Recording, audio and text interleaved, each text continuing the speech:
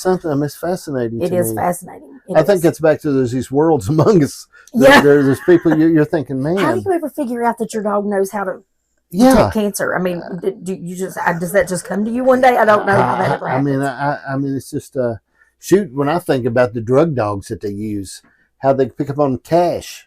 Yes. I pick up on money. Know if you got a large amount of money on you. And I'm thinking... Well, and I just think it's crazy how I've never done drugs in my life, ever. Mm-hmm. But, when you go on a cruise, they bring that dog around you. Right. And I'm sitting there thinking, I hope it doesn't find the drugs I've never had in my life. You just automatically get nervous over things like that. I don't know how they train these dogs to do that, but they do. I think a group with us one time, I took them overseas, and then one guy with us threw up pretty good on the way back on the airplane. Anyway, when he went through there and that dog come to him, that dog was cutting the shine, but he had that puke all over him. Well, I think it wasn't nothing to do with drugs. It was the puke. You know? But I mean, I don't know. I think enjoy your life. Yeah. Okay? Enjoy it, and the point you're at now, man, enjoy your life, enjoy each other, enjoy the people around you. Don't take the days for granted. Yeah, just enjoy. Don't take them for granted. And like I said at the beginning, with little things that you think just break your heart, put them into perspective. Exactly. Put them into perspective. Everything has a place, and I think perspective makes it all work, don't you? It does. Get it in perspective. It does. And I had to get a hold of myself that day and just pull myself back up by the bootstraps like my mama taught me how to do. Exactly. And think, Lord, I thank you for this. I've got this that's just so wonderful. And I thank you for this. And I thank you for the things that you've kept me from that I didn't know that you kept me from. I think life is only, and I studied on this one time I've studied on stuff for a year before I get it. But life is only separated into two places, an area of concern and an area of influence. Mm-hmm. There's some things we can be concerned about. We can be concerned about the Senate, Congress, we can be concerned about India, but we really can't change a whole lot. Right. But there's another area over here that we actually can influence. Mm-hmm. We can influence the relationship between you and your husband or your wife or you and your children. Mm-hmm. And there's things out here you can really change. Yes. And we only have a certain amount of time in our day. Yeah. And we can only pay a certain amount of attention. Mm-hmm. And if we'll get lost in these things we can be concerned about. Yeah. Like other people doing right. Right. Okay? Mm-hmm. We get wrapped up in trying to make other people do good. Mm-hmm. And I'm thinking sometimes I just want to stay out of their way and mind my own business. Right. And I can and change what I can do in my life. Right. Because, man, people are going to...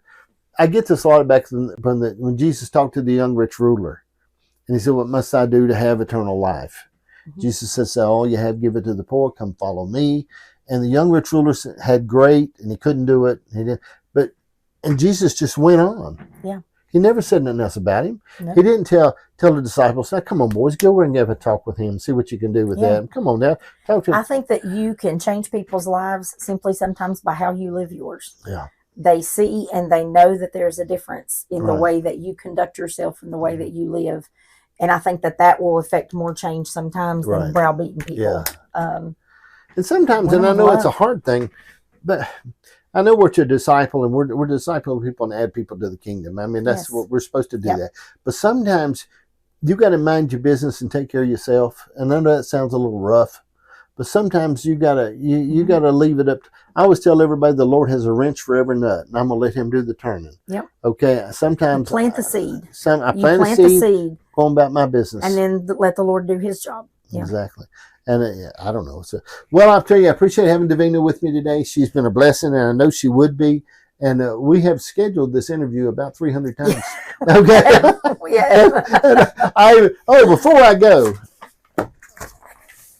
I'm going to give you something for your law-abiding husband. All right, thank you. These are some things I need him to check on for me. Okay. Okay, first thing is, in Virginia, there's some things that really are illegal, okay? Mm-hmm. First thing, trick-or-treat is not legal, okay? In some areas, children are technically not supposed to trick-or-treat or go trick-or-treating on October 31st. Another thing, there's hunting restrictions, okay? It's illegal to hunt animals or others other than raccoons. You can hunt on Sunday. You can only hunt raccoons. that must be some of them old Now, old there's another thing, mule washing, okay? Oh. In Culpeper, Virginia, it's illegal to wash a mule on the sidewalk. I want him to watch out for that. Yes. Okay? Another things here that you need to be concerned about, seagull spitting. Okay? It's illegal to spit in Virginia on a seagull. All right? So I want him to really look How would into anybody this. spit on a seagull? I don't know, but somebody actually has. Okay, now here's the deal. The corset, there's a law about a woman wearing a corset. A woman who's not wearing a corset is being escorted to a man after 6 p.m. is technically bending the law. So corsets need to come back. Okay? It's against the law. Okay?